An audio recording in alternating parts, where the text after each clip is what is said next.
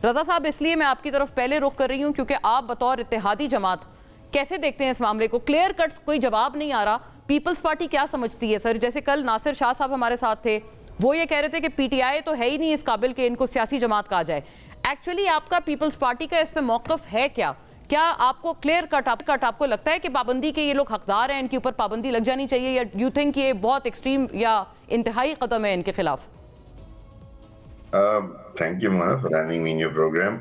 कुछ ऐसी बड़ी सीरियस किस्म की बातें हैं जो पीटीआई की एक्टिविटीज के हवाले से अब सामने आ रही हैं। पहले इल्जामात थे, अब कुछ कन्फेशंस भी हैं। मिसाल के तौर पर 9 मई के हवाले से जो खान साहब ने भी कन्फेशन किया है या स्टेटमेंट दिया है, एक्चुअली उनकी इंस्ट्रक्शंस थी कि जीएचक्यू की तरफ जाया जाए उनकी गिरफ्तारी की सूरत में या दीगर आर्मी की इंस्टॉलेशन की तरफ जाए। ये वेरी सीरियस है, वेरी सीरियस मैटर है। इसी तरीके से जो आर्टिकल 6 की बात होती है वोट ऑफ नो कॉन्फ्रेंस की, वो भी बड़ा सीरियस मैटर है।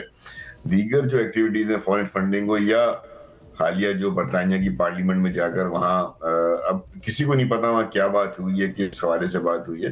ये तमाम चीजें एक ग्राउंड्स तो बनाती हैं, लेकिन वो ग्राउंड जब तक सब्सटैंशियली क्रेडिबल एविडेंस के साथ उनको प्रूफ ना किया जाए और किसी ना किसी कोर्ट ऑफ लॉ में या किसी पार्लिमानी कमेटी में उसको प्रेजेंट करके उसको जब तक आप एविडेंस को क्रेडिबल एविडेंस ना बना दें, उस वक्त तक बैन जो है, बैन का लफ्ज जो है ना वो मुनासिबा वो निकला है आर्टिकल जो आइन का है 17(2) से जी। और आर्टिकल 17(2) बड़ा वाजे है कि वहां सॉवरेनिटी और इंटेग्रिटी का इशू होना चाहिए, और सॉवरेनिटी इंटेग्रिटी के इशू में कॉन्स्पिरेसी होनी चाहिए उस पॉलिटिकल पार्टी की एज अ होल। वो जो है वो फॉरेन फंडेड साजिश की कोई मुर्तकब होनी चाहिए, फिर उसके बाद बैन मुर्तकब होनी चाहिए, उसके सबूत शवाहिद होने चाहिए, पाकिस्तान की सालमियत और खुद मुख्तारी के खिलाफ काम करती हुई नजर आए। तो जो पार्टी इलेक्शन में हिस्सा ले रही है उसके खिलाफ ये बात करने के लिए या सबूत लाने के लिए बड़ा मैं समझता हूँ टीडियस काम है। जब तक पेपर पे कोई चीज सामने ना आ जाए उस वक्त तक सिर्फ बयानात की सूरत में या सिर्फ इल्जामात की सूरत में पार्टी पे बैन लगाना। मैं अगर आपसे अर्ज कर पाऊं रजा साहब, आपका अपना क्या असेसमेंट है सबूत मौजूद नहीं है? क्योंकि मैं भी पीएमएलएन से, जैसे दानियाल साहब तशरीफ फरमाए, मैं उनसे पूछूंगी, वो कहेंगे आपको और क्या सबूत चाहिए। ऑन रिकॉर्ड है सारी चीजें, वीडियो एविडेंस है कि वहां पर बातचीत हो रही है, शिकायतें लगाई जा रही हैं पाकिस्तानी सिस्टम की और पाकिस्तानी इदारों की, इस्टेब्लिशमेंट की। तो और क्या सबूत चाहिए? आपके क्या इसमें असेसमेंट है या रीडिंग है? सबूत मौजूद है या नहीं है?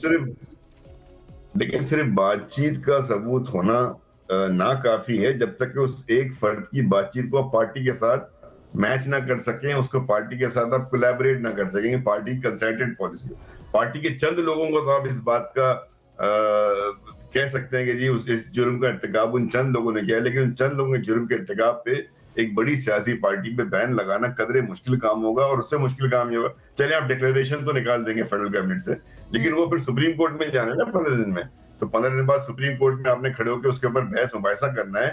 अगर उसके बाद इतने आपके पास सॉलिड क्रेडिबल एविडेंस नहीं होंगे तो अदालत से वो आपके केस उड़ जाएगा।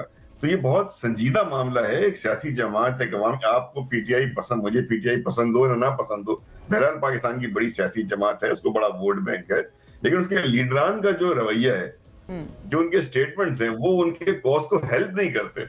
अब 2 रोज पहले खान साहब को ये बात कह देना कि जीएचक्यू जाना चाहिए था, ये बहुत बड़ा, ये उनके लिए प्रॉब्लम बनेगी। तमाम चीजें दहशतगर्दी के जुमरे में आएगा, एंटी स्टेट एक्टिविटी के जुमरे में आएगा, बगावत के जुमरे में भी आ जाएगा।